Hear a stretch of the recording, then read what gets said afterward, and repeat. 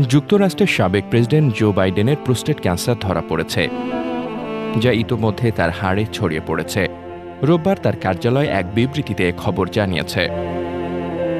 গত সপ্তাহে ৮২ বছর বয়সী বাইডেন প্রস্রাবজনিত উপসর্গ নিয়ে চিকিৎসকের শরণাপন্ন হন।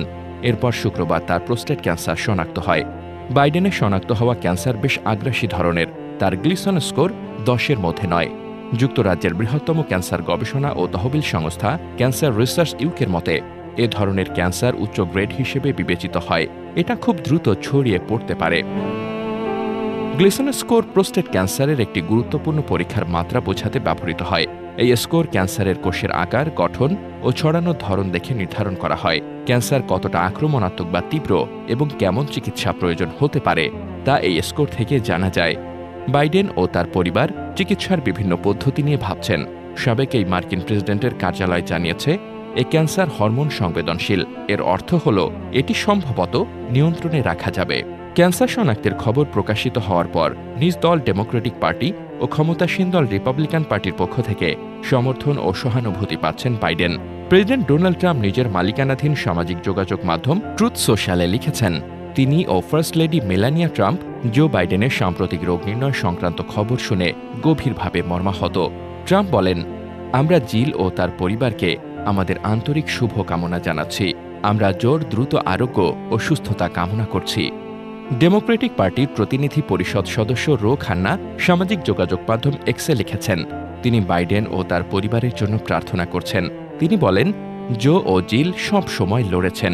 আমি নিশ্চিত সাহস ও মর্যাদা নিয়ে তারা এই চ্যালেঞ্জও মোকাবেলা করবেন। 1 বছরের সামান্য বেশি সময় আগে বয়স ও স্বাস্থ্যজনিত উদ্বেগের কারণে 2024 সালের মার্কিন প্রেসিডেন্ট নির্বাচন থেকে নাম প্রত্যাহার করতে বাধ্য হয়েছিলেন বাইডেন। যুক্তরাষ্ট্রের ইতিহাসে তিনি সবচেয়ে প্রবীণ ব্যক্তি হিসেবে প্রেসিডেন্টের দায়িত্ব পালন করেছেন।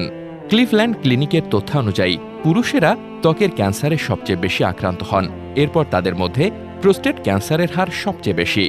যুক্তরাষ্ট্রের রোগ নিয়ন্ত্রণ ও প্রতিরোধ কেন্দ্রের মতে প্রতি 100 পুরুষের মধ্যে 13 জন জীবনের কোনো না কোনো সময় প্রোস্টেট ক্যান্সারে আক্রান্ত হবেন। সিডিসি বলছে, বয়স বাড়ার সঙ্গে সঙ্গে প্রোস্টেট ক্যান্সার হওয়ার ঝুঁকি বাড়ে।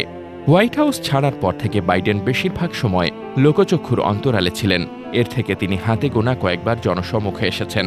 সাবেক এই মার্কিন প্রেসিডেন্ট এপ্রিলে শিকাগোতে একটি সম্মেলনে প্রধান বক্তা হিসেবে বক্তৃতা দেন। যুক্তরাষ্ট্রের প্রতিবন্ধী অধিকার বিষয়ক গোষ্ঠী advocates, councillors and representatives for the disabled সম্মেলন আয়োজন করেছিল। মে মাসে বাইডেন বিবিসিকে একটি সাক্ষাৎকার দেন। হোয়াইট হাউস ছেড়ে আসার পর এটি তার প্রথম সাক্ষাৎকার। সেখানে তিনি স্বীকার করেন, 2024 সালে নির্বাচন থেকে নাম প্রত্যাহারের সিদ্ধান্ত তার জন্য কঠিন ছিল। মে মাসেই এবিসি টেলিভিশন চ্যানেলের দ্য ভিউ অনুষ্ঠানে অংশ নেন বাইডেন। সেখানে তাকে হোয়াইট হাউসের শেষ বছরে তার স্মৃতিশক্তি হ্রাস সংক্রান্ত বিষয় প্রশ্ন করা হয়। বিষয়টি অস্বীকার করে তিনি বলেন, এটি সমর্থন করার মতো কোনো প্রমাণ নেই। বাইডেন অনেক বছর ধরে ক্যান্সার গবেষণার পক্ষে প্রচারণা চালিয়ে আসছেন।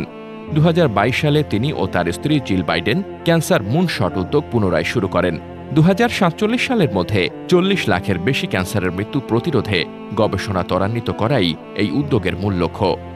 বাইডেনের বড় ছেলে বাও বাইডেন 2015 সালে মস্তিষ্কের ক্যান্সারে মারা যান। আমাদের ভিডিওগুলো যদি ভালো লেগে থাকে তাহলে নতুন নতুন ভিডিও পেতে ইউটিউব চ্যানেলটি সাবস্ক্রাইব করুন, ফেসবুক পেজে লাইক দিন এবং টিকটকে আমাদের ফলো করে পাশেই থাকুন।